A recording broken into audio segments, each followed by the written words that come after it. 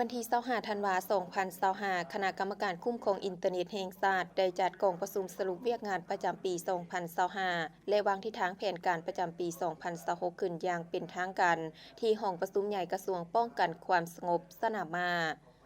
โดยการเป็นประธานของทานพลเอกวิไลลาคำฟองกรรมการกรมการเมืองศูนย์กลางภาคเลขาธิการศูนย์กลางภาครองนายกรัฐมนตรีกระทรวงป้องกันความสงบประธานคณะกรรมการคุ้มครองอินเทอร์เน็ตแห่งชาติมีทานรัฐมนตรีกระทรวงเทคโนโลยีและการสื่อสารรองประธานผู้ประจำการบรรดาทานรองรัฐมนตรีองค์การเทียบเท่าหัวหน้าหัวหน้ากรมและทานผู้ต่างหน้าจากบรรดากระทรวงองค์การเทียบเท่าและคณะกรรมการคุ้มครองอินเทอร์เน็ตแห่งชาติบรรดาทานประธานคณะกรรมการปกครองแขวงหัวหน้า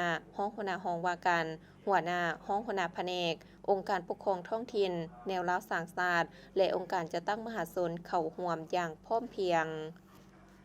ในกองประชุมทานมีนาไซพีลาวงศ์หัวหน้าศูนย์อินเทอร์เน็ตแห่งชาติกระทรวงเทคโนโลยีและการสื่อสารทั้งเป็นหัวหน้าห้องการกองเลขาคณะกรรมการคุ้มครองอินเทอร์เน็ตแห่งชาติได้ขึ้นเสนอหางบทสรุปการเคลื่อนไหวเวียกงานคณะกรรมการคุ้มครองอินเทอร์เน็ตแห่งชาติประจำปี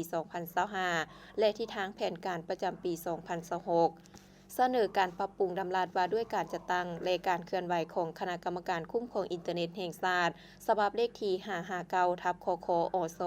ลงวันที่31ธันวาคม2018ซึ่งท่านได้ยกให้เห็นผลสำเร็จหลายด้านที่ติดพันกับการคุ้มครองการพัฒนาและการนำใช้อินเทอร์เน็ตเทคโนโลยีการสื่อสารข้อมูลข่าวสารการพัฒนาของเขตดังกล่าวเข้าในการจะตั้งปฏิบัติเวียกงานการดำเนินธุรกิจการดำรงชีวิตการติดต่อพัวพันกับสังคมต่างๆยิ่งเห็นได้แจ้งถึงความสำคัญและความจำเป็นของอินเทอร์เน็ต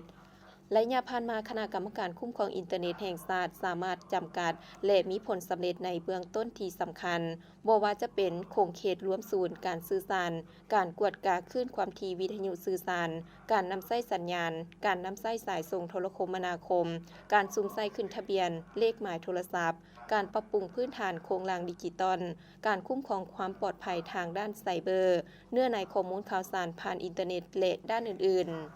พร้อมกันนั้นก็ยังได้รับฟังการคืนรายงานย่อการจะตั้งปฏิบัติเวียกงานการคุ้มครองห่างเสียงบดีในสังคมถึงสื่อสังคมออนไลน์ประจำปี2025ปัญหาคงค้างสิ่งท้าทายต่างๆและทิศทางแผนการประจำปี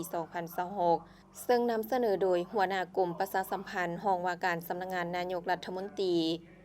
ในโอกาสเดียวกันนี้ท่านไซสมหวังสุวรรณวงศ์รองหัวหน้าศูนย์อินเทอร์เน็ตแห่งชาติหัวหน้ากองเลขาหน่วยงานต้านการหลอกลวงทางออนไลน์ได้ขึ้นรายงานการจะตั้งปฏิบัติเวียกงานของคณะรับผิดชอบที่ขึ้นกับคณะกรรมการคุ้มครองอินเทอร์เน็ตแห่งชาติหน่วยงานดังกล่าวได้เฮ็ดเวียกร่วมกันหลายครั้งเพื่อค้นคว้าวิธีการและชี้นำให้ภาคส่วนให้ผู้บริการโทรคมนาคมบรรดาธนาคารธุรกิจและสื่อมวลชนสำนักต่างๆเผยแพร่ต่อสังคมเพื่อเป็นการสร้างจิตสำนึกและสติระมัดระวังตัวเฮ็ดให้ประชาชนได้มีความเข้าใจหลายขึ้นสามารถลดพรการลงเชื่อต่อรูปแบบการหลอกลวงฉ้อโกงได้เป็นอย่างดีพร้อมเดียวกันนั้นยังได้ค้นคว้าสร้างศูนย์ต้านการหลอกลวงทางออนไลน์สายด่วน1533และได้มีพิธีเปิดนำใช้อย่างเป็นทางการในวันเดียวกันซึ่งการเปิดดำเนินการตัวจริงแม้นจะเริ่มต้นในวันที่29ธันวาคม2025จากนั้นกองประชุมยังได้รับฟังการรายงานสภาพการพ้นเด่นที่เกิดขึ้นจากสื่อสังคมออนไลน์พร้อมทางวิธีการแก้ไขปัญหาของบรรดากระทรวงองค์การแขวงนครหลวงและร่วมกันประกอบคำคิดคำเห็นอย่างกงไปกงมาเพื่อตีราคาและถอดถอนบทเรียนจากการจะตั้งปฏิบัติเวียกงานระยะผ่านมาและร่วมกันวางทิศทางแผนการในต่อหน้าเพื่อเฮ็ดให้เวียกงานการคุ้มครองอินเทอร์เน็ตภายในประเทศมีประสิทธิภาพและประสิทธิผลดีขึ้นกว่าเก่า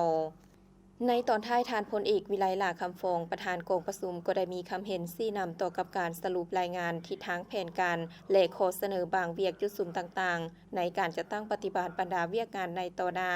โดยได้ตีราคาสูงต่อการค้นคว้าการกำหนดบรรดาเป้าหมายที่มีความสำคัญและจำเป็นที่จะต้องคุ้มครองและพัฒนาเวียกงานอินเทอร์เน็ตซึ่งก็แม่นเวียกงานของทุกๆภาคส่วนที่จะต้องได้สมทบกันอย่างแน่นแฟ้นและกลมเกลียวเพื่อเฮ็ดให้อินเทอร์เน็ตและเทคโนโลยีดิจิตอลสามารถประกอบส่วนในภารกิจปกปักรักษาและสร้างสรรค์พัฒนาประเทศชาติพร้อมทั้งสุขอยู่การหันเป็นดิจิตอลของสาธารณรัฐประชาธิปไตยประชาชนลาว